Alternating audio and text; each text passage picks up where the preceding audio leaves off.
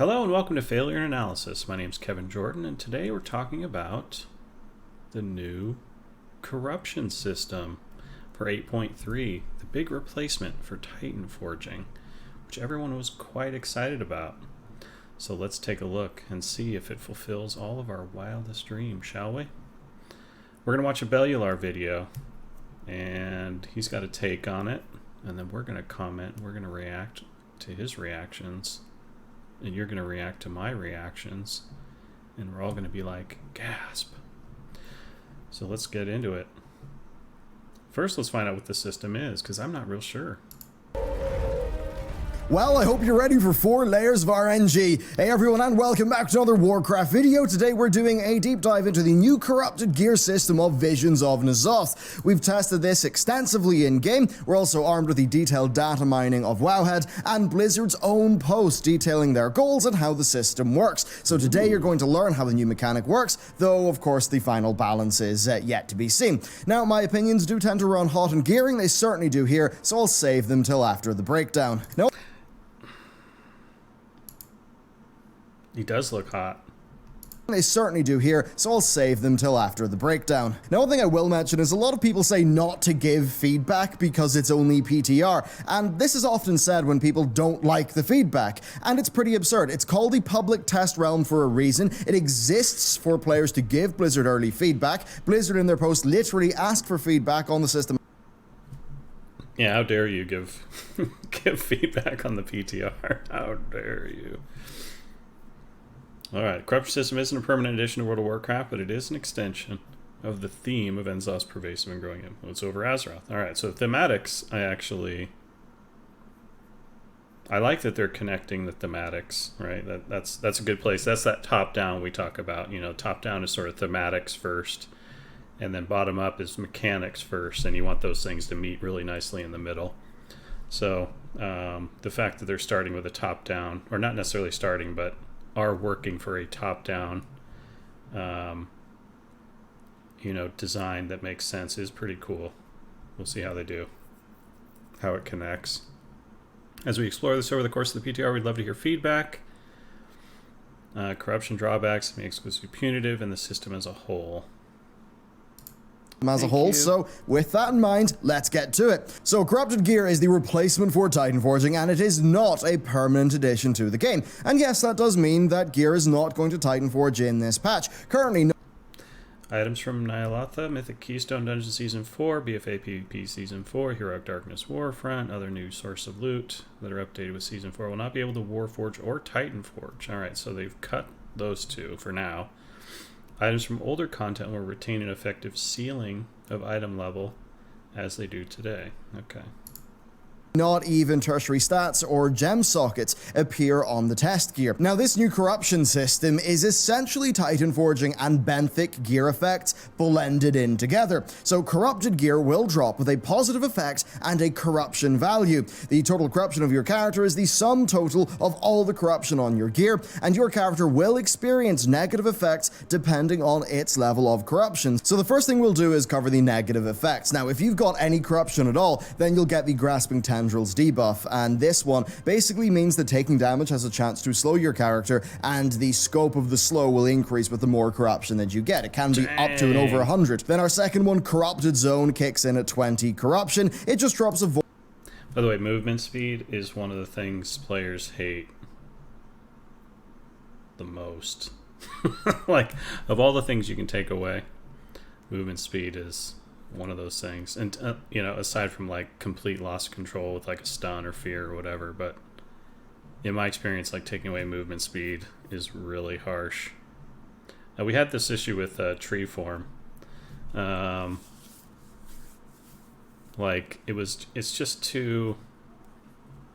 It's really difficult to balance tree form based on a movement speed loss, like, as the negative impact, the negative effect. Because people just really don't like being slow. void zone on the floor that deals damage to you based on your corruption level. Now, this started off at 17k base damage on PTR, but by level 50 corruption, it deals 50k per tick, and Wowhead know that it can crit for 100% or 150% its normal damage. So realistically, if you take too much of this, it will kill you, and it will present a major problem in group content. Imagine if your group is, say, stacking for a raid mechanic, only to have a void zone that's 10 yards just drop beneath you. Sure, it'll only impact you, but you'll have to break formation, and that is very bad for, say, dealing with the damage soak mechanic. We then have Grand... A whole new level of don't stand in the fire, noob. But you made the fire because you're too corrupt. That's funny. Illusions. This kicks in at 40 corruption, and it spawns in an enemy that will chase you down, but neither us or Wowhead have actually managed to get it to proc, so we'll have to test that later. And then we've got the real kicker at 60 corruption, creeping death. Cool this is crazy. It's an always on damage taken increase and healing taken decrease, and that's really rough. And it's also a great song.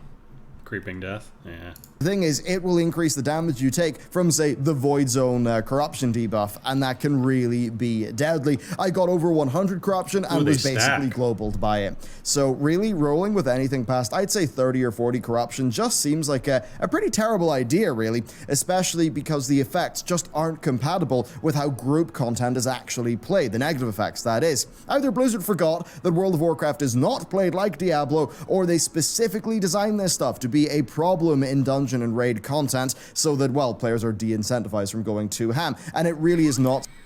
Bit of a shot there, right? The devs forgot that it's not Diablo. Well, if it quacks like a duck and it walks like a duck. Oh, it's not a duck though. It's not. It's totally not a duck. It's a goose.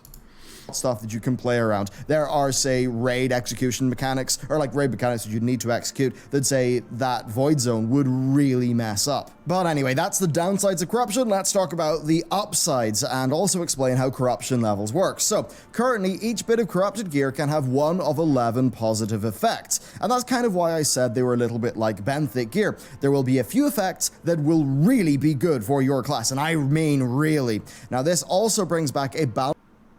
I know I save money by bundling with USA. Home, auto, life insurance, anything we get through USA. And they give us excellent customer service every time. I'll never leave USA because they care about us and they save us a lot of money. Bundle and save with USAA Insurance. Problem that I'll cover later, but to tease you, remember how some of the benthic effects could be worth like 40 item levels? They were so powerful. Well, it seems like we're going to have that again, but in a really big way. So each bit of gear drops with a positive effect and a corruption level. As I said, the sum of your corruption will lead to you getting the negative effects that I covered earlier. Now, currently, each one of the positive effects has 3 different magnitudes. So for crit damage, as an example, that damage bonus drops at 3 tiers of power, a 5% bonus, 6% bonus, and 7% bonus. That's not all though, as the corruption can vary within a tier's range. So right now, tier 1 is 5 to 10 corruption, 2 is 12 to 17 corruption, and tier 3 is 20 to 25 corruption. Now, alright, first thing. Second thing, really, because I did want to mention like the Darkest Dungeon style item design. Like everything is a positive and a negative.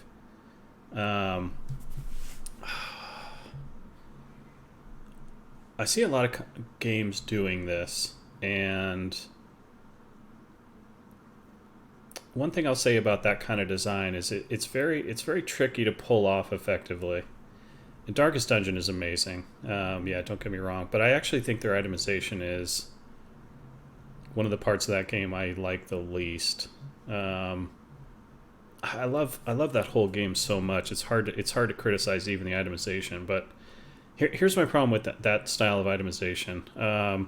It's really difficult to get right because the downside is so contextual that for some classes it's meaningless and for other classes it's really debilitating.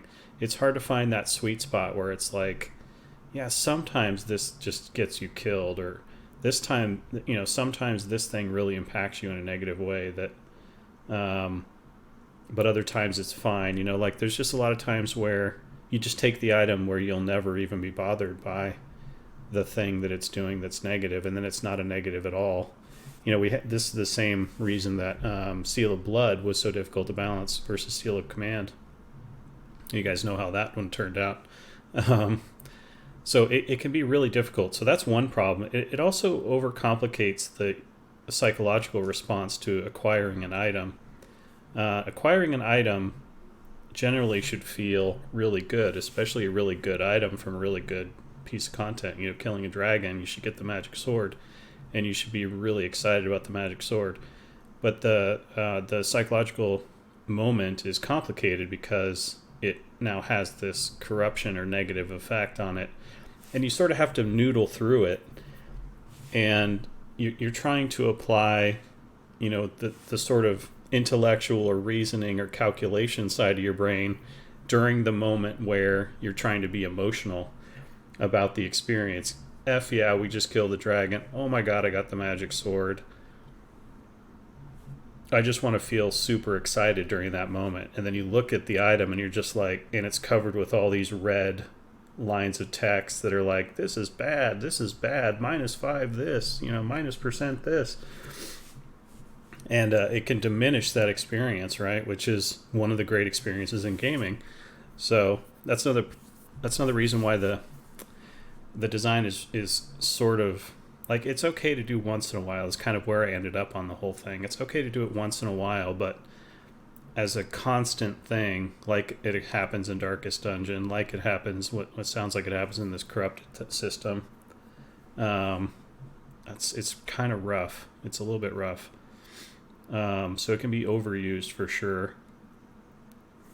Also the ranges. I talked about this a little bit on my stream recently, but this is something I can't stand about itemization. I first saw it in Diablo 3. But an item dropping with sometimes 5, sometimes 6, sometimes 7, sometimes 8, sometimes 9, sometimes 10 corruption, right? It takes a moment where you're super excited about getting an item, and then most of the time you're saddened because it's not the best item, right? This is the one you want, right? But most of the time you're not getting that. So it's like, right? Like almost immediately.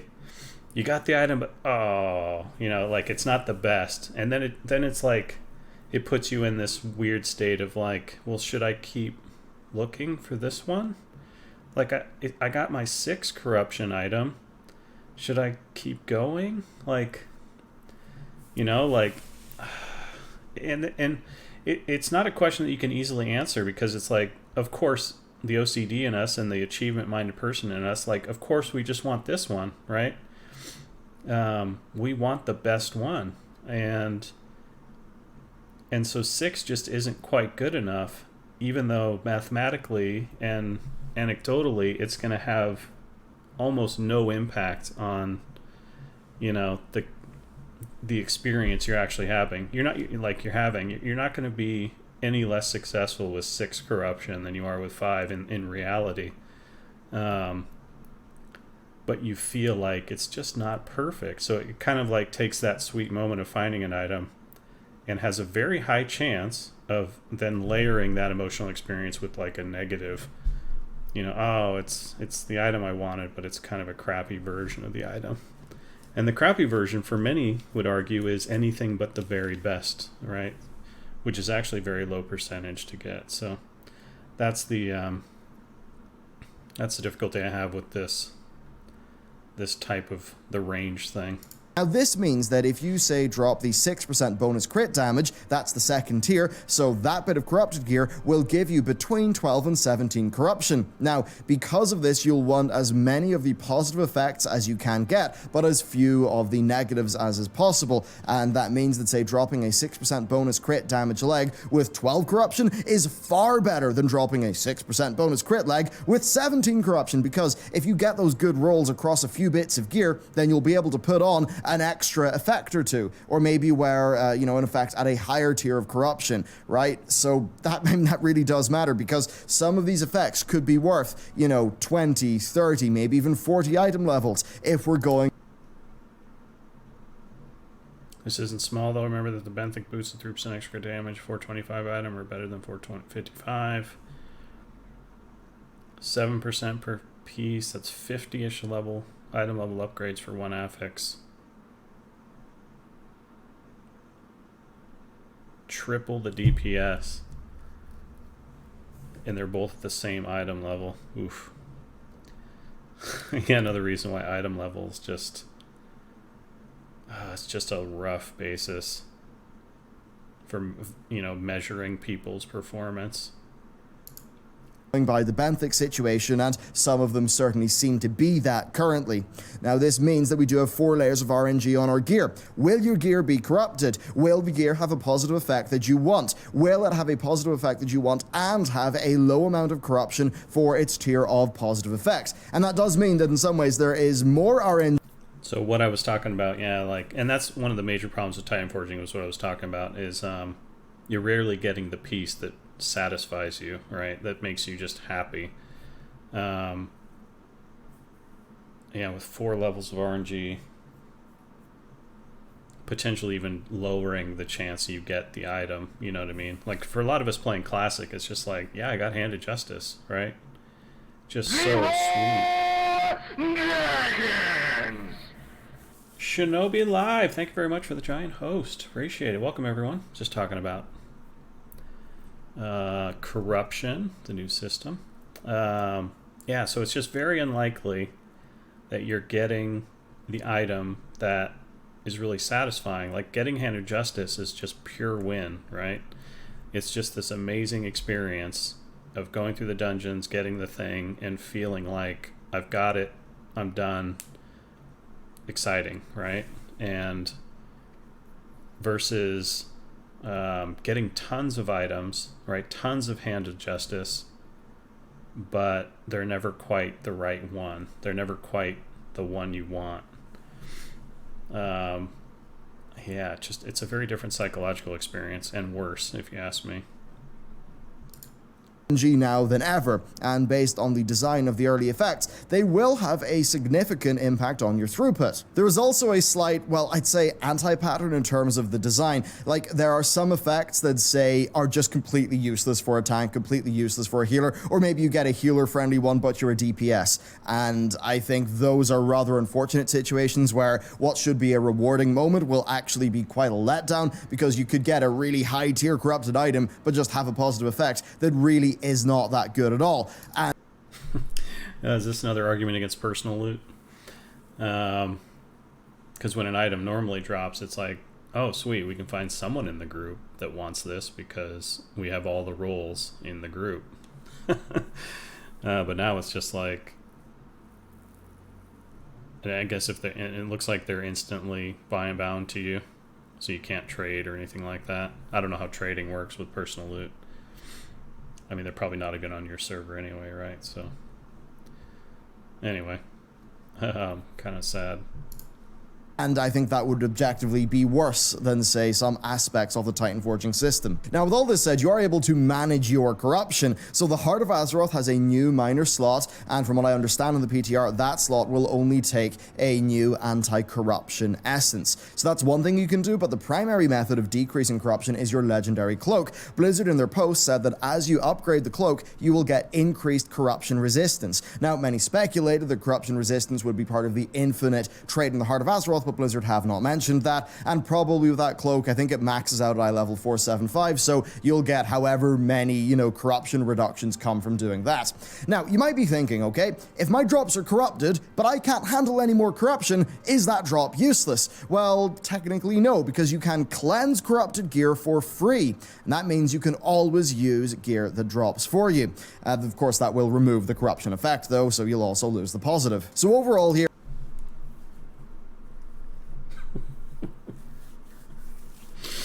that should be a warning flag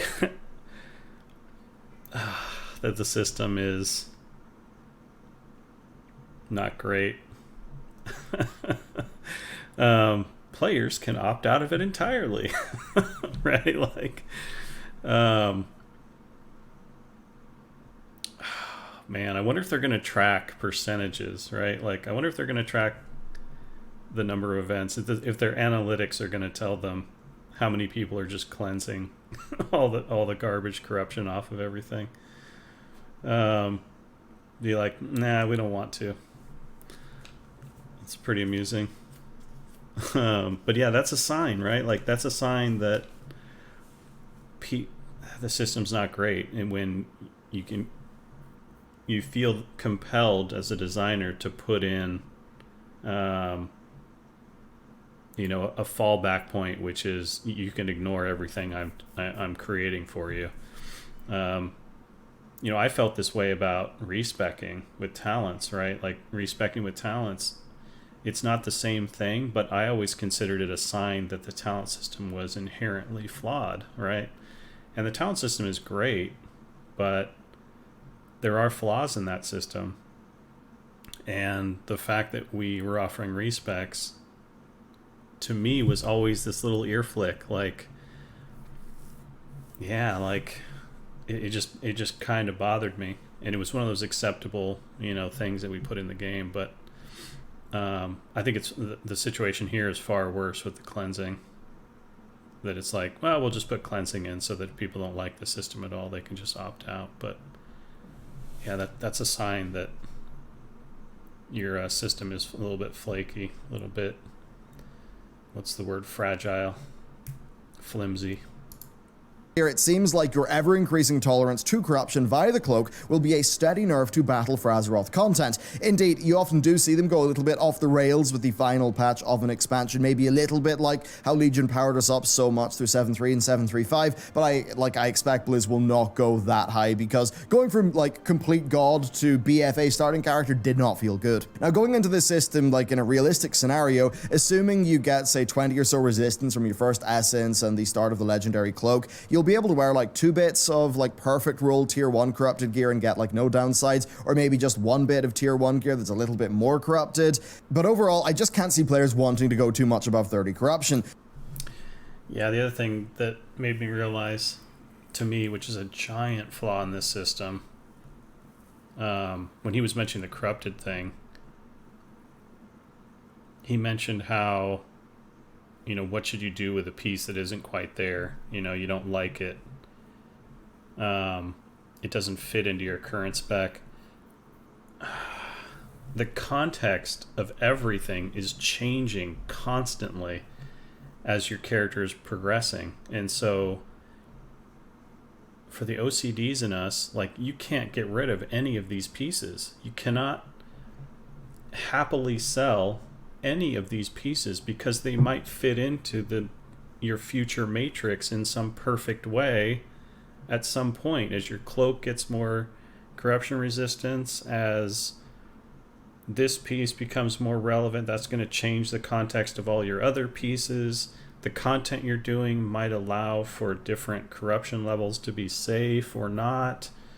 And so you have to kind of keep every piece you've ever acquired, because it might fit in to this really complex Rubik's Cube style thing at some point. Whereas, and equipment is like the worst thing to collect all of, right? Because you have limited bag space and bank space. It's just a giant mess the more stuff you hoard, right? It's like, because the talent system has this issue as well, where the context is changing. Every time you level up, you have access to more talents. In Classic, we're talking about the Classic talents. And so, like, yeah, Pyroblast is a cool talent, and Presence of Mind is a cool talent. But once you have access to them both, the context of that adds a ton of value to both of those talents, right? But when you don't select talents, they're not taking up inventory space. They're just conveniently stashed in a UI you never have to look at and care about. It's not like it's putting buttons on your screen or anything like that. It's not bothering you. So the context in that case, same with like a Hearthstone collection, right? Like, you have a bunch of cards, and as you add cards, the context of all your other cards changes so that you can make cool decks, but they have a system to not, bother you with cards that are, that are not in your deck at the time. So, but itemization, like this system and this particular element of that system, doesn't fit in an itemization system where you're asked to collect and keep and store and track all of these extra items potentially. So that's a huge negative for me. It's like, because otherwise the system is kind of cool, right? It's like there's lots of little intricate choices you can make. This is going to be sort of a min-maxer's paradise in terms of the balancing act of all of these elements. But the fact that they're going to have to store 1 million items and then work through it in a very complex way strikes me as really problematic. So yeah.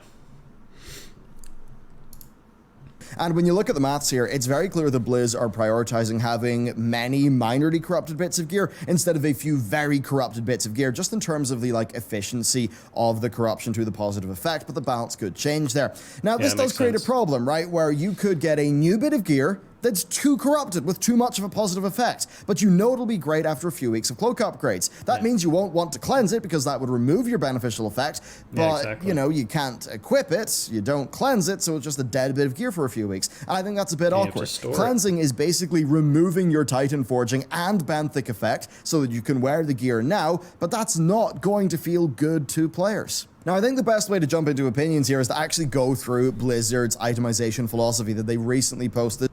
Yeah, philosophy. Let's get into it. With itemization, we're always looking for opportunities to create moments of excitement and choices and options to customize your gameplay to suit your playstyle and the content you choose to play. Cool. Those are all good goals. Warforging created some of this by allowing useful rewards to come from a wide range of content. I don't know that Warforging actually did that. Did Warforging do that? Useful rewards to come from a wide range of content.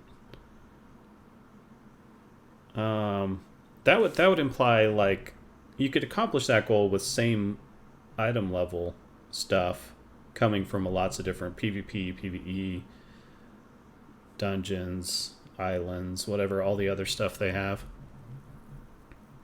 Warforging did something else. Anyway, and ensuring that there was almost always at least the chance of an upgrade from any repeat boss kill or other source of loot. Yeah, kind of did that. So there's two approaches to that, right? There's the, low drop rate model, and then there's the always drop, but it's rarely the piece you want. And yeah, I still stand by the low drop rate example. That's a static piece that you get and you're finally happy and just celebrate, rather than spamming you with items that you just get rid of, break down, sell, whatever. But yeah, you have to, it's also the problem of conditioning. You're conditioning people to, with Warforging, you're conditioning people to only want the best. And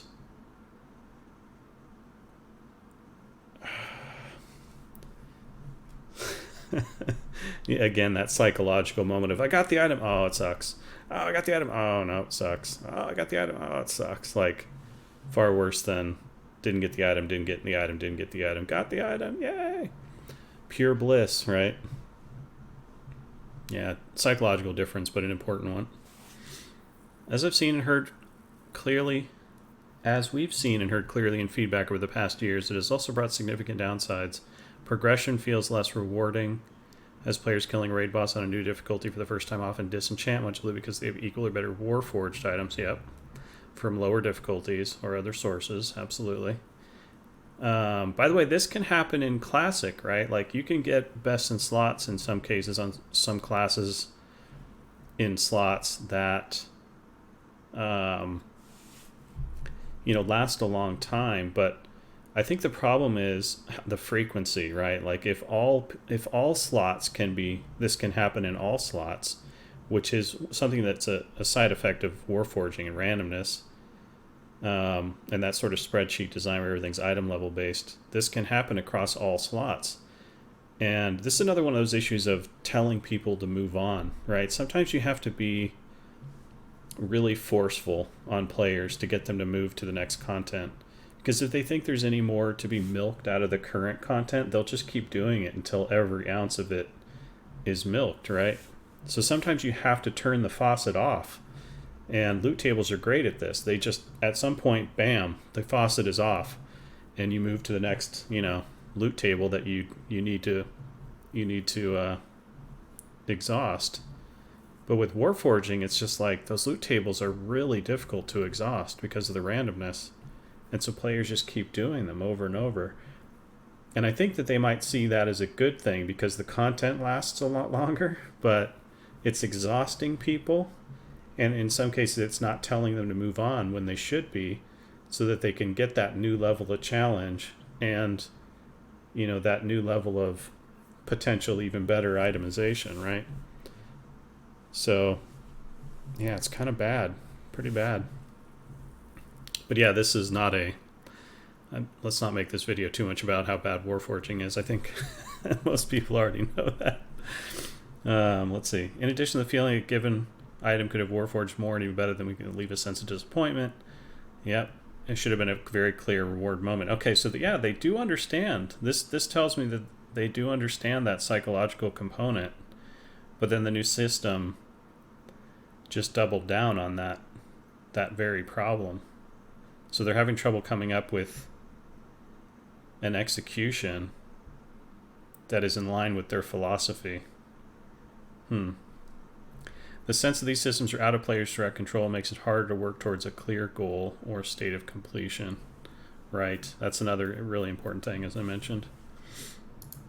Along with this new system, they said they are always looking to create moments of excitement, heard that before, and choices and options to customize gameplay to suit your playstyle. Now, I would immediately say back that their attempts at excitement through Titan Forging have made gear less exciting, they've increased apathy, and the random acquisition of the Legion Legendaries was a very bad idea. Now, they talk about choices and Loser buys lunch.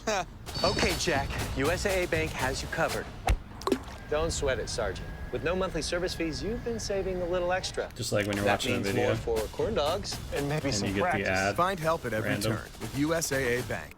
customization, but here's the thing. If they really wanted that, they would not roll with a simple single target or AoE build for every spec in the game, and Azerite gear would not have such a painful reforge cost if the design intent was that you were constantly customizing your builds along with, say, your Azerite and your new corrupted gear. So that logic just doesn't add up, guys. Now, moving on through the post, Ian said that they've heard players' complaints that Titan Forging makes progression feel less rewarding because you might already have really good gear that Titan Forged from previous content, and that feeling that an item could be better will lead to a disappointing reward moment, which Blizzard doesn't want, and I agree with them, not really a good situation. But here's the thing, this system does not solve those problems at all. If you get a bit of corrupted gear that you can't wear, you can either remove the extra stuff on it that makes it unique, so, in order to wear it now by purifying it, and that's going to feel really bad, or you can just put it in your bag and wait a few weeks until you've got more corruption resistance.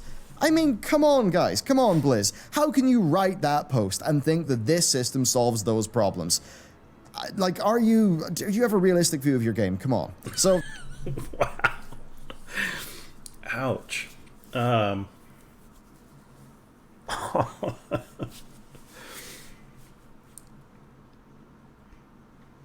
Yeah, so I feel like Blizzard has an internal feedback problem here. Like, let me describe how things worked back when I was there, and then we can try to dissect what might be happening at Blizzard today. Back in the day, we did peer review for everything, and that was, you come up with a thing, and then you sit in a room with all the other brilliant creative people, that work in your same discipline, and you go over the stuff, right? And you point out to the guy, and it's usually constructive. Sometimes it's not, but usually it's constructive. And again, there's a lot of respect between all the various team members that you take it on board. And sometimes, like, you come up with a thing and you're in there 5 minutes and somebody drops a bomb on you and it wrecks your entire design. And you're just like, oh my God, I've been working on this thing for a month.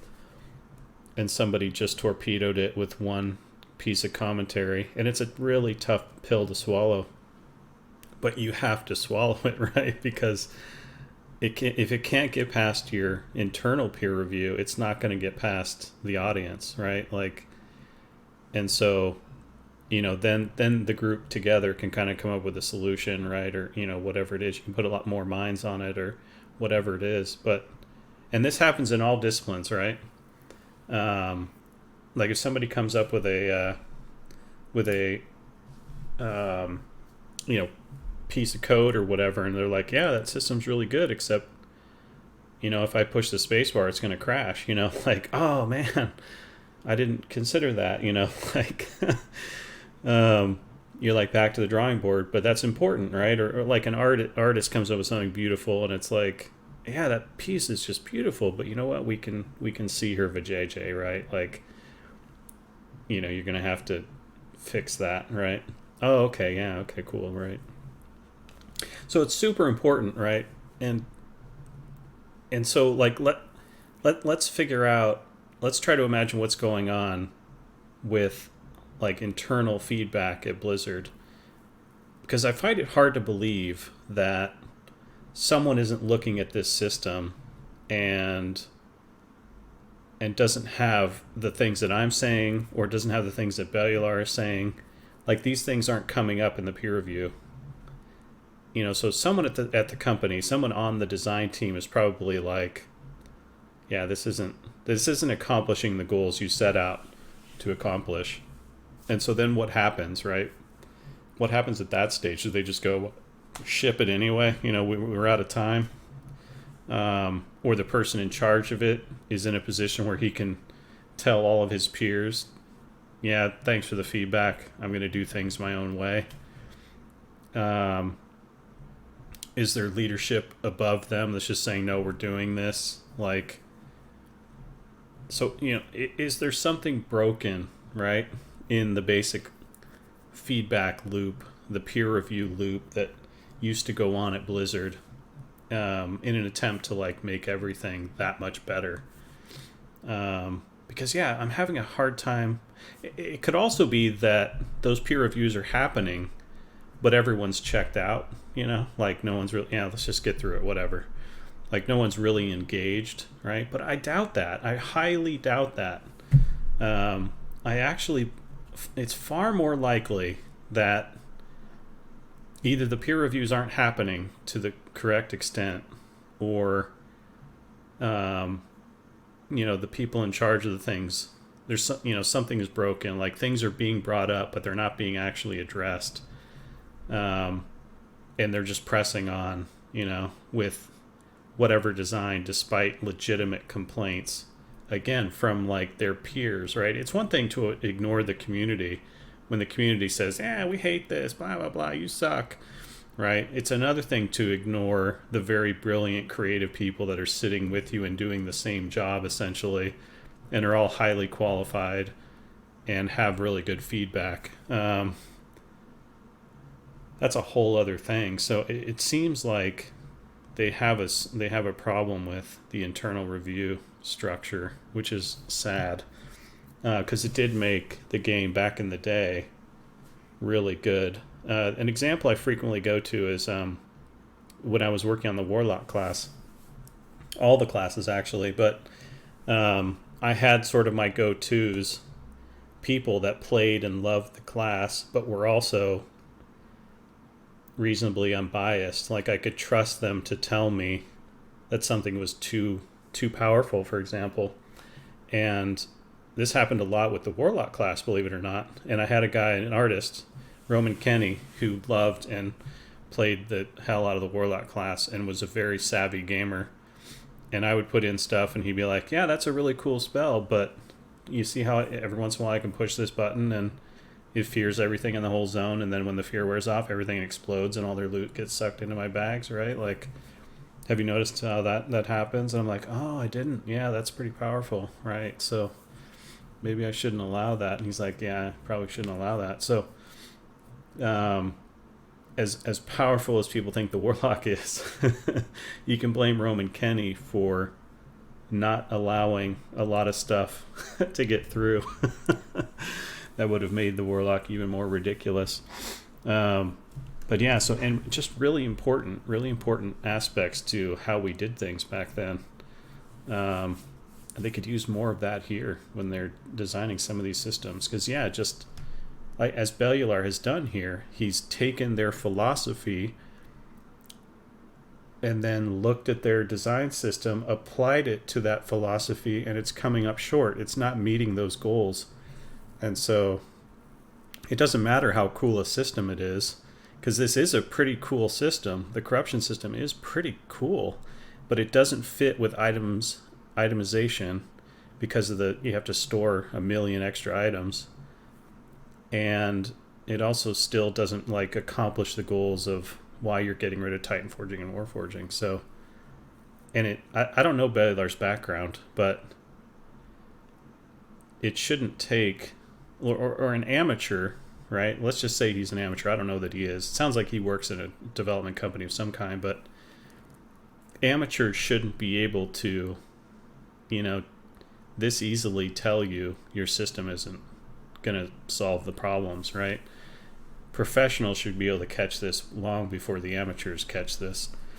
And yeah, so, and yeah, calling Bellular an amateur is not right, because he's not, but you know what I'm saying. Like, if average gamer can look at this and go, this doesn't make sense, you got problems, right? Because a professional whose job it is to do this stuff should be catching it. And the truth is, it probably is happening, but there's something wrong with the feedback process, the internal process that's preventing this stuff from getting caught and fixed before it goes out. It could be like a lot of people working independently in cubes and not communicating, right? I mean, that seems pretty common. I'll draw another anecdote. You guys know that song, "The Day the Music Died"? Like, it's about a bunch of the major players in the music industry suddenly disappearing. The Beatles got hit. Elvis joined the army. Like a bunch of the important people back in the music industry were suddenly gone, but people still wanted music. Yeah, Buddy Holly died, right? Richie Valens. So the Brill Building was formed. The Brill Building was basically just a giant building full of cubes, and a bunch of young white dudes started making jingles, right? And the jingles were selling because they were catchy or whatever, but all the artistry was kind of gone. It was very formulaic, right? And they were just making jingles based on note structure and people's reaction to it, but the artistry and the true craftsmanship was kind of gone from the industry.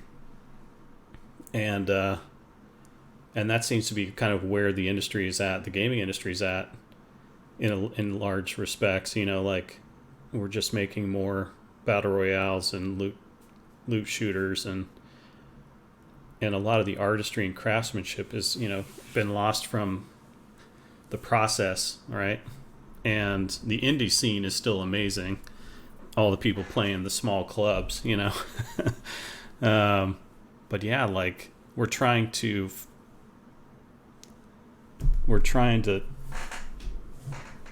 by formula derive designer drugs instead of video games or whatever it is, right? So yeah, the process needs to be looked at. Well, that's what Blizzard had to say in their post, with them also just adding towards the end that corruption is not permanent, but is an extension of the N'Zoth theme. Now, they end it by asking for feedback on the broad system, so let's give them some feedback. The gameplay is pretty much a case, right, of getting as many positive effects as you can while managing acceptable corruption levels and just doing, your weekly, I guess whatever the weekly grind is to get your cloak up. Now, I get the design intent here, but frankly, this is a system that would work in Diablo or Path of Exile, not World of Warcraft. People talk about the devs not playing WoW, and I don't think that's true. I don't really think that's fair, but I do think that they maybe have a warped perspective because their job involves creating the game, and they don't always do a good job of, moving away from that perspective and really understanding the player perspective. I mean, looking at this system, I look at this and I just see a different game to World of Warcraft. I see a system that is designed pretty much in isolation. Now, they say they've been listening to player concerns, but from what I've seen, that's not the case. And that's because they've met player concerns over RNG with extreme, multi-layered RNG. Now, sure, some Ouch. It's like when the it's like when the editors or the people that manage the Simpsons writers were like, yeah, this episode's a little too violent. It's got like 5 guns in it. Can you guys get rid of the guns? It's too violent. And so they make a scene where there's just this giant pile of guns, people have wheelbarrows. They're like moving the guns around and, in response to the feedback, they're just like, oh yeah, well, screw you. We're going to add even more randomness. Yeah, and it's an interesting statement too about the Path of Exile thing, because the Path of Exile isolation, right? Like, you can feel that sometimes with the new systems they put in each of the seasons, right? Which plays well in a Path of Exile. And I've said before, I love what Grinding Gear Games does with Path of Exile. They experiment and they're creative, and they take risks and they do fun, interesting things that they want to try. And sometimes that means they put out stuff that's like a 6, right? 6 out of 10. But I still love it. I still think it's great. But with MMOs, you cannot design like that. Every system has to fit in perfectly, or it just has a really dramatic, knock-on effect to every other system and every other thing going on in the game. So you have to be super careful. And they're not nearly cautious enough.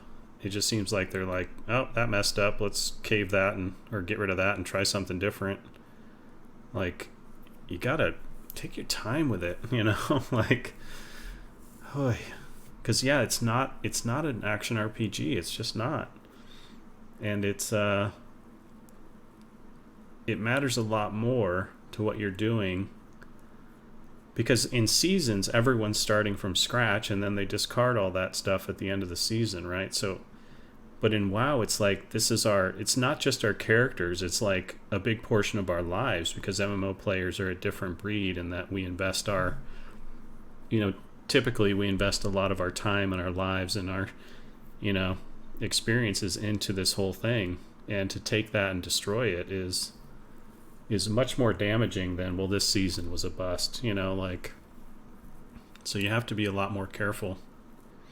Players will think that no Titan forging to mess with item levels fixes part of the problem, and that'll be good for trading gear, certainly, but that's not overall the case, because these positive effects will be worth, in many cases, dozens of item levels. This probably damages the relationship between item level and throughput even more than Titan forging did, and I mean, sometimes it's almost as if they're paid off by raid bots. Like, that's how just needlessly complex they make these gear systems. Like, this is not going to benefit Blizz, it's not going to benefit players, it is going to benefit, like, the raid bots Patreon.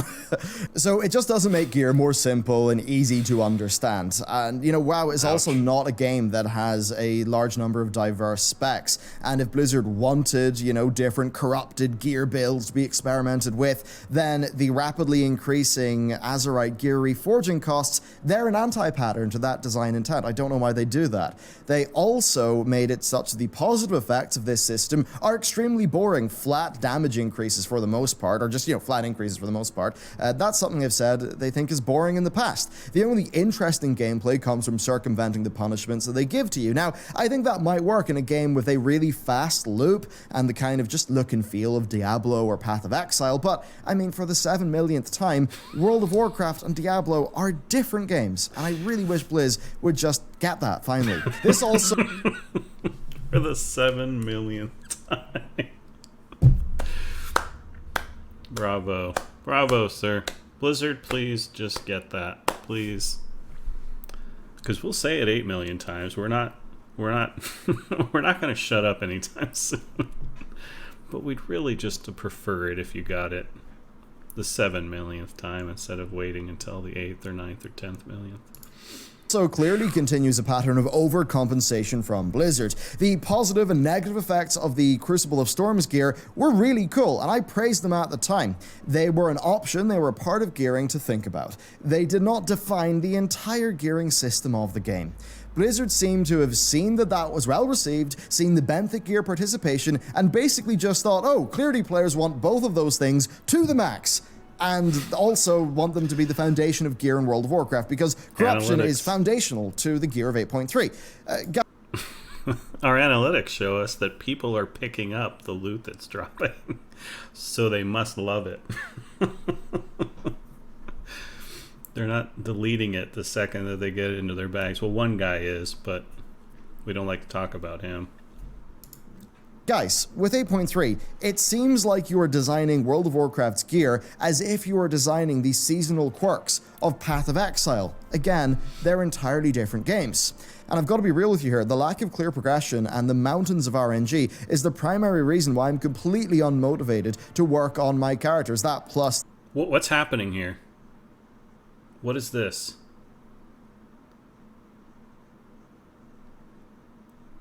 The, inevitable catch-up. It's not Where's like this how, loot say, coming back in the from? day, and I know that's a trope, but, King Yearman's big... What's happening there? Oh, they're PTR vendors for testing. Okay, thank you. Okay, just for testing. God, I was going to say. If that's how fast loot is coming in, dear God. Big red sword that was an epic that I could get from Utgard Keep. I'd just go there, I'd run it a bunch, I'd get my thing, and I'd be really happy that I've done that. That's just not really possible in the current gearing system of the... By the way, if you feel like you're playing retail but you're not getting much joy out of it anymore, and you're just chasing those loot drops because your compulsion levels, because a lot of us are very compulsive, and your compulsion levels are just driving to you, just log into the PTR, go through this process, this testing process they have. This will diminish your compulsion and give you the strength of will to parachute out, to eject out of retail and parachute back into hopefully like classic barons or something like that. But this will break it too, because you'll just your brain will just be like, all right, I got 1 million epics and they don't matter anymore to me because I just overloaded my smokes. Just smoke the whole carton at once, basically. Just sit down, have your dad force you to smoke the whole carton, and the game. Now bits of gear are not defined by themselves. They are defined by what an external system does to them. That's very unlike where I think RPG gear should be. I mean, heck, by applying the design elements of the Crucible of Storms gear across all of 8.3, they've managed to lose the uniqueness that they had, and that makes it no longer interesting. They were cool because it was just a few unique slots that had very clear, drawbacks and positives. This is just more RNG, more complexity. How Ian could say the corrupted gear is based off listening to player feedback and then push this to the PTR, I just do not know. I mean, here's a more simple system. Oh, that's so damning. It is so damning. I don't know that Bellular is ever... Is Bellular ever this damning? This video is pretty rough. Like, it's very constructive. But it's like... You can just see behind his eyes, like, man... I make so many videos that are pro retail and excited about lore and stuff like that, and man, you're killing me with this.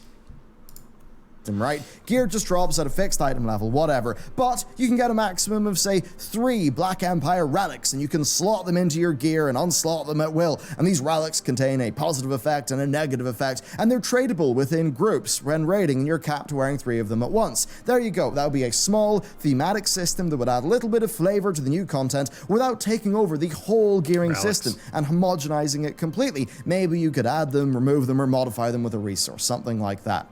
I mean, I literally just thought of that idea as I typed it, and I think... Yeah, this is what I talk about when, like, I go to the movies and I come out of there feeling like I could do a better job. I'm not a professional movie maker guy, right? So I should never feel like that. And it just makes me angry. It's not just disappointment. Oh, it's too bad that movie wasn't very good. You know, it was okay, but it actually transforms that to one of anger, because it just seems so obvious why they did a crap job in the movie I'm watching. And I shouldn't feel that way because I'm an amateur. So when you feel like you can come up with something better, giving it 5 minutes of thought, I can see why it just leaves you feeling angry, because these are professional game designers that their process and their individual talent should be better than this. It would have fewer negative externalities than the current system Blizzard wishes to implement. I mean, it's basically just souped up minor glyphs, or major glyphs even. Remember major glyphs? Why not just do those? I mean, here's what really gets me. This is clearly taken, like... That's another thing. It's just like, I couldn't stand badges, right? But man, so many people are wishing for badges because that's how bad the itemization has gotten, you know? Because I didn't think glyphs were that great either. But it's just like, can we please just have glyphs back? Can we please have badges? Don't worry, guys. It can be worse.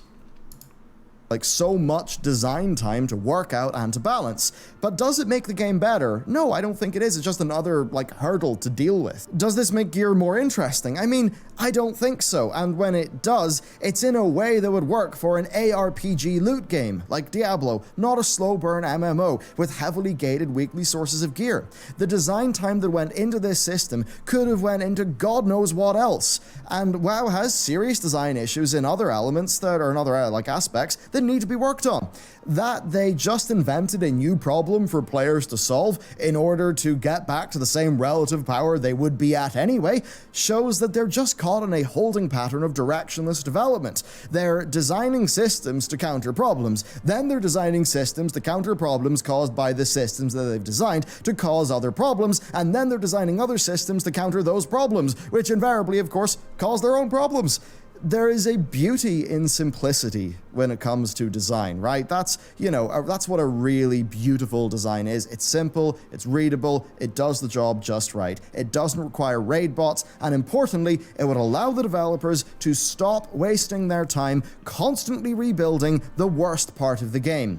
It just seems like they've come up with the most needlessly complex, expensive to implement, and externality-causing solution to the gearing problem. Just keep it simple, my dudes. We all just love a simple gearing process paired with other things to do with our characters. I think that's the main thing here. Get gear.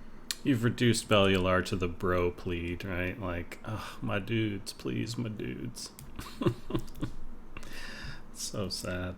Working well, and just focus on, other cool stuff to do for our characters. Patch 8.3's horrific visions, at least in solo, I think are really darn cool, like when the stakes are higher. That's a great example of another fun bit of content. Really, I think Blizzard should just think about the opportunity cost in actually dealing with this so much. Time forging has been lambasted for years. They keep on just trying and trying and trying when, to be honest with you, it seems like they're doing this out of sheer pride at this stage. I do not see how this is... Is it pride? Like, maybe? Yeah, people don't like the RNG in Time Forging. I know. What it doesn't have is enough RNG. That's the problem. Yeah. Making World of Warcraft better. Mostly, I just see how it's making World of Warcraft worse. And I get that there are some ways... Doesn't have enough ads, you know what I'm saying? It's for a different market, yeah. But Bellular's part of that market, right? He wants to enjoy retail. For more casual players, that system like this could be cool and exciting.